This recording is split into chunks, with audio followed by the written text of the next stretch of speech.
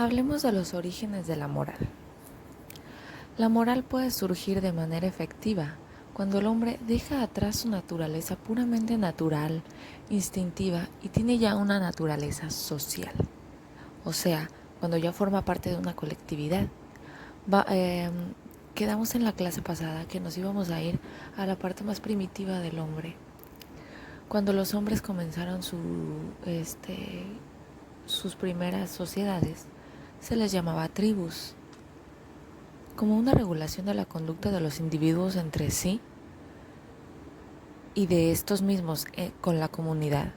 Se requiere forzosamente que el hombre tenga una moral y que tenga una relación con cierta conciencia, por limitada o difusa que sea, a fin de poder conducirse de acuerdo con las normas o prescripciones que lo rigen. Pero esta relación entre hombre y hombre, o entre el individuo y la comunidad, es inseparable de otra vinculación originaria, la que el hombre, para subsistir y protegerse, mantiene con la naturaleza que les rodea y a la cual tratan de someter. ¿Por qué utilizo esta palabra someter? Porque siempre intentamos someter a la naturaleza. Construimos techos para que no llueva, para protegernos de el viento, de la lluvia, de cualquier objeto natural que nos pueda dañar. Tenemos un árbol en un terreno en el que queremos construir una casa, lo tumbamos. Por lo tanto, esta vinculación se expresa ante todo en el uso y fabricación de instrumentos, o sea, en el trabajo humano. Y mediante su trabajo, el hombre primitivo establece ya un puente entre él y la naturaleza y produce una serie de objetos que satisfacen sus necesidades para hacer su vida un poco más cómoda. Con su trabajo, los hombres primitivos tratan de poner a la naturaleza a su servicio, pero su debilidad, porque somos débiles ante la naturaleza, es tal que durante larguísimo tiempo aquella se les presenta como un mundo extraño y hostil. La propia debilidad de las fuerzas del hombre ante el mundo que nos rodea determina que para hacerle frente y tratar de dominarlo, se agrupen todos sus esfuerzos con el fin de multiplicar su poder. Su trabajo cobra necesariamente un carácter colectivo y el fortalecimiento de la colectividad se convierte en una necesidad vital. Solo el carácter colectivo del trabajo y en general de la vida social garantiza una subsistencia y afirmación de la tribu. Surgen de esta manera una serie de normas, mandatos o prescripciones no escritas de aquellos actos o cualidades de los miembros de la tribu que benefician a la comunidad. Es así como surge la moral, con el fin de asegurar la concordancia de la conducta de cada uno de los intereses colectivos. La necesidad de ajustar la conducta de cada miembro de la colectividad a los intereses de ésta determina que se considere como bueno o beneficioso todo aquello que contribuye a reforzar la unión y la actividad común, y por el contrario, que se vea como malo o peligroso todo lo contrario, o sea, lo que se contribuye a debilitar o minar la unión de la tribu, el aislamiento, la dispersión de esfuerzos, etc. De esta manera se establece una línea divisoria entre lo bueno y lo malo, así como una tabla de deberes u obligaciones basada en lo que se considera bueno y beneficioso para la comunidad. Se destacan una serie de deberes. Todo el mundo está obligado a trabajar, a luchar contra los enemigos de la tribu, etc.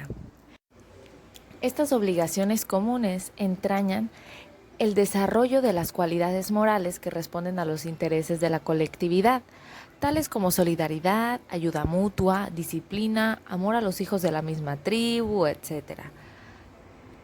Esto determina el carácter colectivo de la vida social en dicha tribu.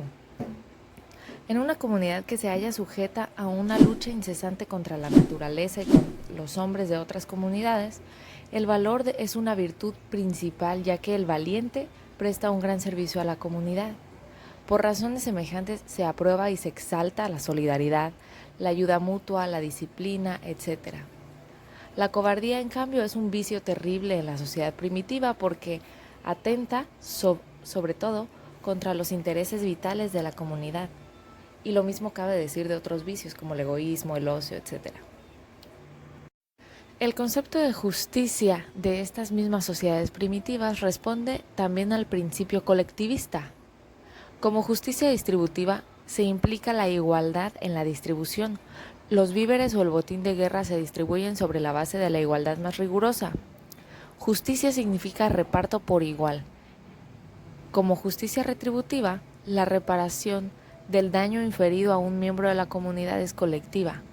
Los agravios son un asunto común. Quien derrama sangre de todos. Y por ello, todos los miembros del clan o de la tribu están obligados a vengar la sangre derramada. El reparto igual, por un lado, y la venganza colectiva, por otro, como dos tipos de justicia primitiva, cumplen la misma función práctica: fortalecer los lazos que unen a los miembros de la comunidad.